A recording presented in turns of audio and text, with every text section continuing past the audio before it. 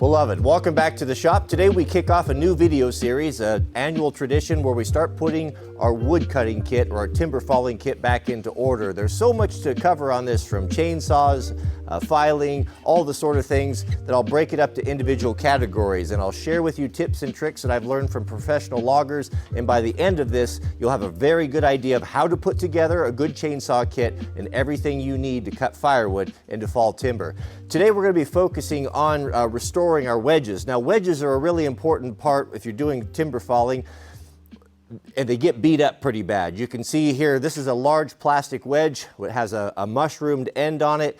And if you're an amateur like me, when you're cutting difficult trees and you're having trouble with some big ones, you can get your bar into the tip and you cut those all up. And a lot of guys throw these away, but I'm going to show you how the pros restore these and make them better than new. These are the wedges that I use. Your small, medium, and your large. You're all plastic, and then your hard heads with the iron head. Now, if you're just getting started, at minimum, you want a pair of these middle ones, and how most professionals carry them in a leather wedge pack. Now, these are used by arborists and loggers as well, and they're really good because you can stack about 3 wedges. I see pros carry about 3 to 4 of the larger ones. And what I also do for these little ones, these are really nice to carry in a cargo pocket on your chainsaw chaps. They're handy when you just need a little bit extra. Now, with your wedges, what's traditional for the Pacific Northwest is you're going to be using a pounder or a pounding axe. This is also very common with the Forest Service.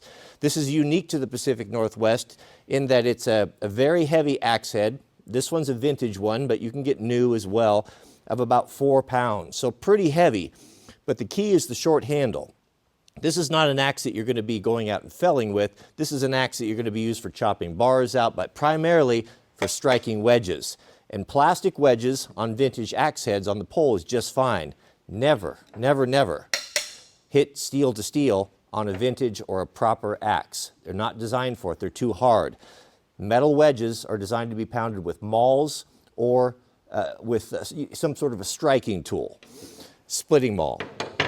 Now, the problem we run into with these guys is that it's twofold here. You can see that over the season, you'll run your bar in them. They take a lot of abuse. You can see I've ran my bar into most of these, and this needs to be repaired because it's so flat, or that's so blunt, that you can't get it started, especially if a tree starts sitting back on you.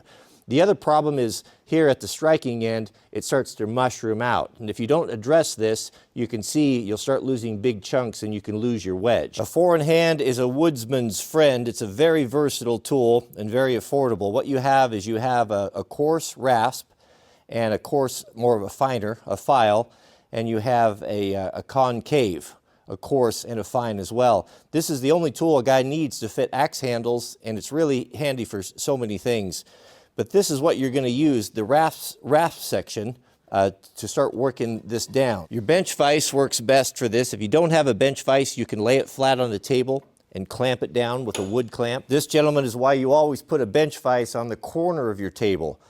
2 reasons for that. It gives you access to multiple sides for working on projects, and if you put it over top of a post, when you're pounding on it, you have a nice strong base. You don't get a squishy, wobbly vise. You can remove all this material with the 4-in-hand, but if it's really bad like this one is, you can speed it up quite a bit by using a carpenter's chisel.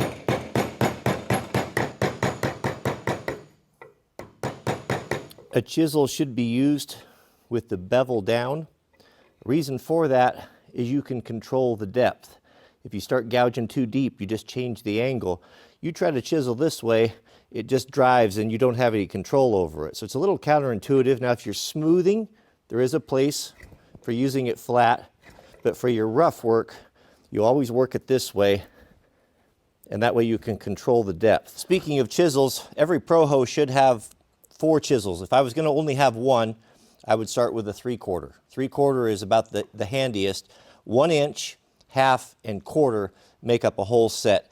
This is a Stanley Sweetheart. This is a vintage. This is one of the original ones and probably some of the finest chisels the Americans have ever made.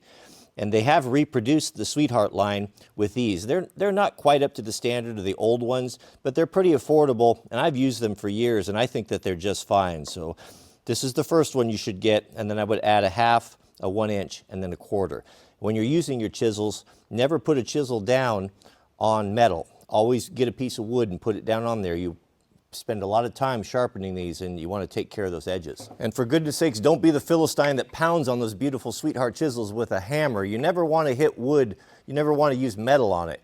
Use a rubber mallet like this, or you can make your own. One thing you can do with your mallets is you can face a piece of leather on there, so you have wood on one side and leather on the other. The leather is nice if you need to do fine woodworking or you need to move something. You can move material without denting it. One of the great joys in life the Almighty has given us is to build with our hands. And I would say that repairing things is not too far behind it. I would maybe even on the same level. That's one of the things that the Industrial Revolution and throwaway garbage items has really stolen from us, is just the joy that comes from making something right.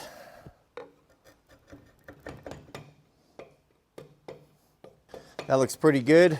The chisel does the heavy lifting. Now we can use our 4-in-hand and put a nice chamfer on it. Chamfering an edge is essentially just knocking the sharpness off of it. And your 4-in-hand, you're going to use the flat, the coarse, the rasp side, and just hold it at a 45. And you're just going to work that back and forth.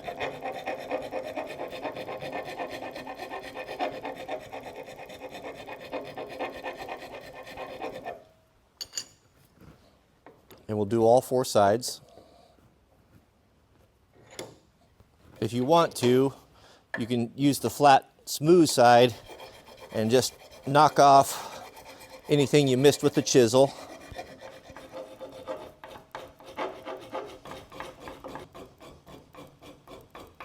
Don't worry about this sort of thing, that's going to happen. I let it go too far and let it get mushroomed out, and then you hit on one of those, that mushroom part, and that's what breaks it out there. But it'll probably be gone before we need to worry about that.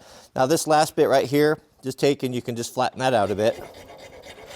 To fix up the point, the best thing I've found is the miter saw. When you're setting up your shop and you're deciding on what tools to buy, your power tools I would recommend in this order. I would start with the cordless drill, cordless impact combo. Then I'd get a skill saw, or not reciprocating, but regular 7 1/4 skill saw. And then the third purchase I'd make would be a compound miter saw like this.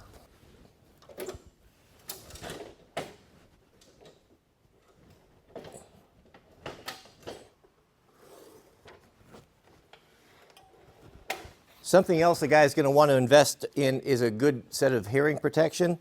These are 3M Peltor's shop version. You can get these things, last time I bought these, they were less than $20. These are made by the same company, 3M, that makes the $600, Comtac Peltors. Of course, it's not the same thing, but they wear like iron, they're very good, and you can split the cups off of them, and you could even add foam into them if you want a little bit more protection. But these will work for shooting. They have a lot of similarities with the expensive Comtex at just a fraction of the price. But these are my favorite shop ear pro. We're going to make 2 cuts here. So if it's broken, like I've got this one here, we'll come right to the edge and we'll trim that off. Use a finish blade if you have one.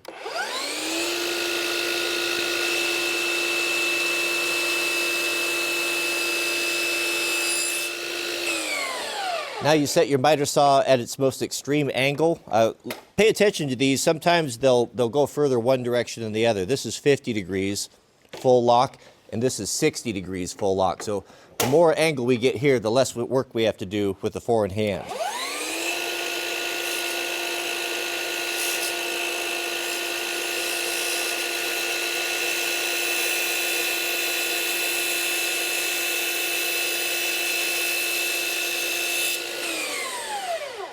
Now back to the vise. We'll finish up with the 4-in-hand. We're going to back that up. That's a 60-degree angle. That's too blunt. That's going to give us trouble in the kerf. If you get buildup on your 4-in-hand, just use your file card. This is a file card. This is used to clean files. And you get the plastic or whatever out of there. It'll cut better. And then just start working this back.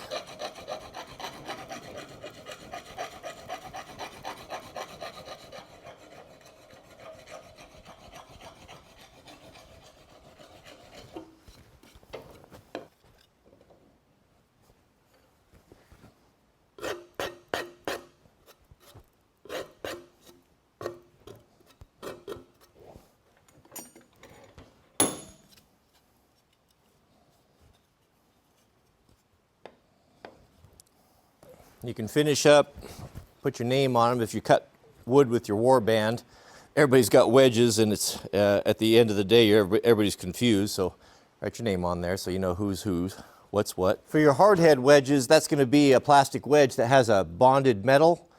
You're going to use a mill bastard file. A mill bastard file is a good all-around file. If you were just going to have one, I'd recommend probably a 10-inch, 8, 9, 10, or 12-inch mill bastard will pretty much get you going. So we'll chalk this up and we'll file these corners off. When you've got a metal wedge or striking surface like this that's mushrooming out, this is a very dangerous situation, because the more that it mushrooms out, the more likelihood there is of a piece flying off, and that can put out your eye.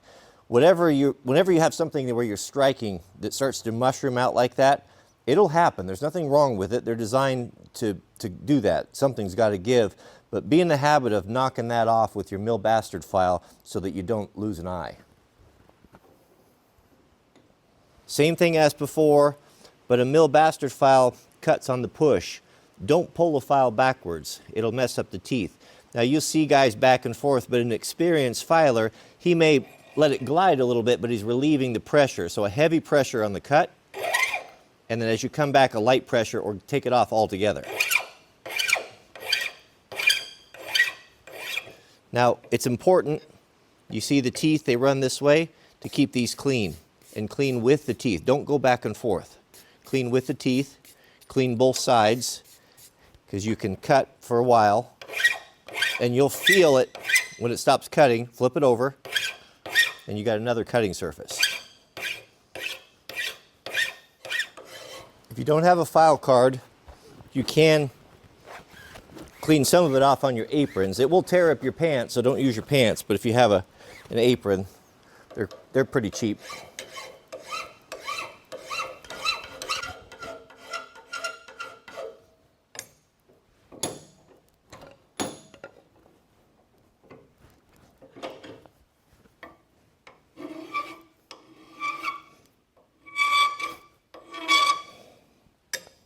Yeah, looks good. That's about all you need. You can even see right there was a chip that came out. You know, that's what could fly into your eye. So be careful with that. And that's about all there is to that. I'm going to try something I've never tried before.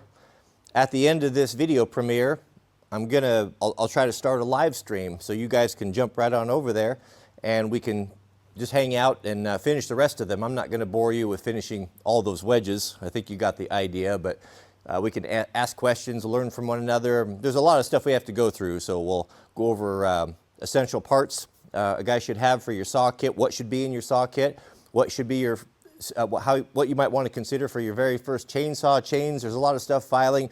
We could probably have several videos in this, so if you'd like to do that, go ahead and subscribe. If you enjoy these videos, take a moment and click the thumbs up. We really appreciate that. And may God bless you and your families. Please keep us in your prayers, and we'll see you all on the next video.